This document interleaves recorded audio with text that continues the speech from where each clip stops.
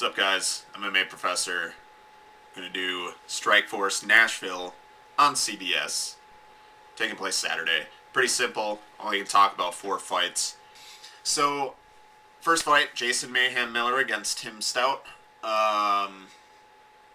Tim Stout. I haven't seen a lot of his fights. Decent wrestler. He's finished all of his 8 wins.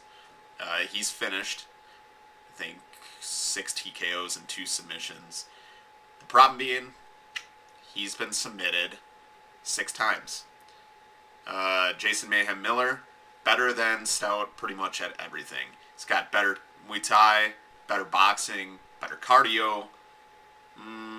The wrestling's probably pretty close, and Miller is clearly the better submission expert. Also, Tim Stout fought most of his career at 170, and he's going up to 185 for this. All this equals bad for Tim Stout. Jason Mayhem Miller, submission, first round. Maybe an armbar or a triangle after a Stout takedown. Maybe he has also been susceptible to a rear naked choke, and if Mayhem can take his back, it's probably all over. Gilbert Melendez against Shinya Aoki. Here's the thing. I think Gilbert Melendez should be fine in this fight, as far as the jiu-jitsu aspect of it. Because when you think about it, it's pretty simple. To win this fight, Aoki needs to sub him. There's no other way he can win this fight. He's not going to pick apart Melendez on the feet, and he's not going to out-wrestle him. So he's going to need to submit him to win this fight. And to be perfectly honest, which is all I can be, really. I mean, I'm never not perfectly honest. Aoki is so incredibly one-dimensional, and I'm going to get this straight right now. His one dimension, amazing. It's insane that somebody could be that high ranked of a mixed martial artist nowadays and have really only one skill. Now, I mean, yes, let me talk about the takedown aspect of it, because Aoki employs a very different takedown mentality than most guys do. He is a judo black belt, but he's not going to power double leg you. He gets a lot of it from weird sweeps. He'll pull guard and sweep you. He'll foot sweep you. It's just weird. He's just got weird takedown abilities. So I think Melendez is probably going to be fairly cautious in this fight. He does train with the Diaz brothers, and that'll help him because they're also very, very good, lanky grapplers with good guards. So, Melendez has the advantage. I don't think he's going to want to take the fight to the ground. He's going to keep it on the feet, be cautious, uses vastly superior boxing, maybe some leg kicks, and just keep Aoki at a distance and pick him apart on the feet. Eventually, he'll land a good shot, hurt Aoki. Maybe he won't go in the finish right away, but I think he'll, realize that Aoki really is hurt and he's not just playing possum, and he'll go in and finish him. So I'm going to pick Gilbert Melendez, late second, early third round TKO. Gegard Mousasi against Muhammad Lawal. King Mo. King Mo is taking a massive, massive jump up in competition. The thing about King Mo is that he's got all the potential in the world. The dude is a beast. He is probably one of the better wrestlers in MMA right now, and that's saying a lot. He's got good boxing, not great, but he makes up for it by having huge power in his hands. He's also extremely tough. He won a fight in Dream after tearing his ACL.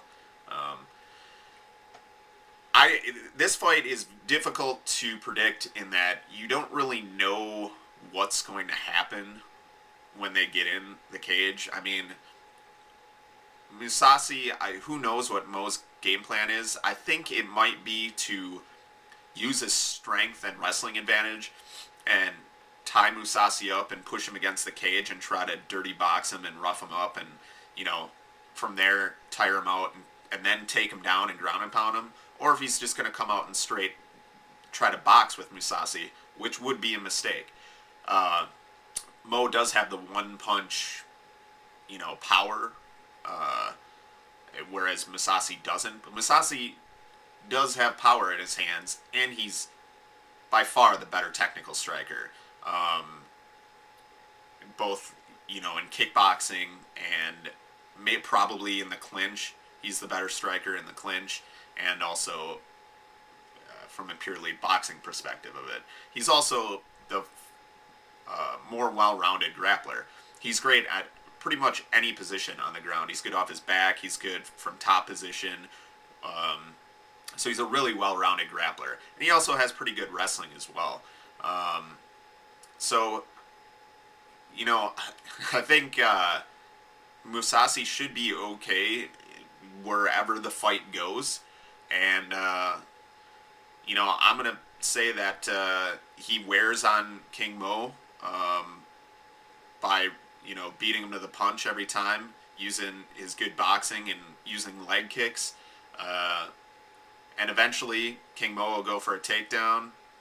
Mousasi will either sweep him and get on top and rain down punches and finish him with a TKO, or he'll just submit him. I think it's probably the better option because I don't know how good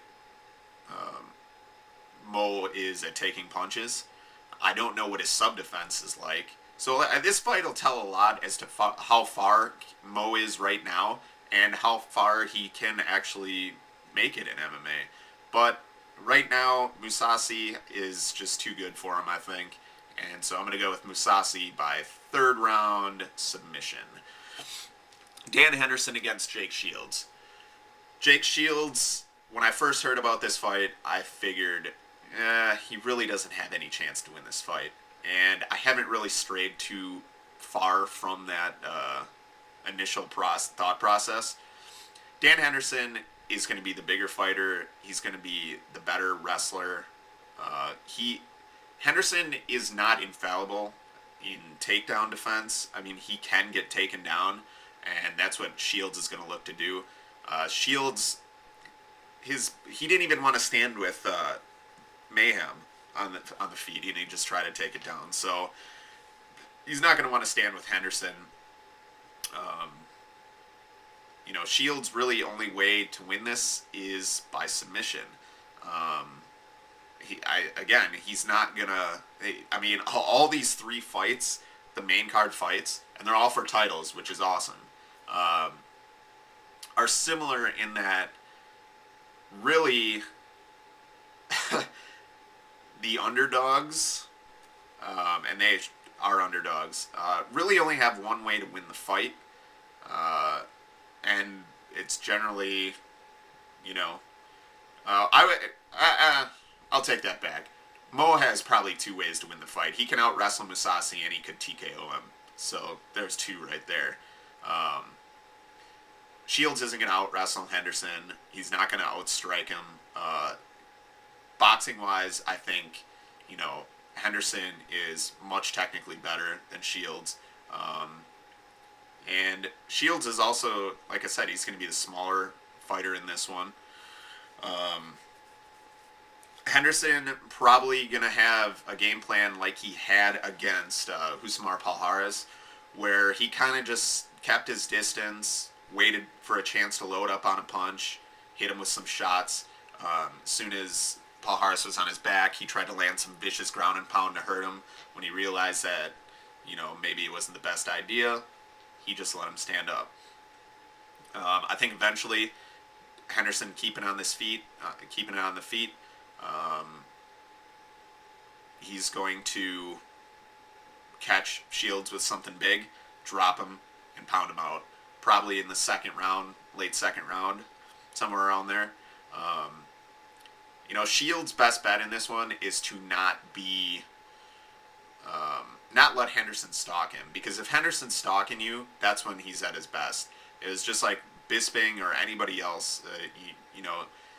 You need to press the action against him, because if you don't, he's going to land a vicious left hook or his right hand or something, and that's probably what's going to end up happening. So does Shields have a chance to win? Sure, he could sub Henderson. Henderson's been subbed before by the Nogueira brothers and Anderson Silva after he got rocked by Anderson Silva.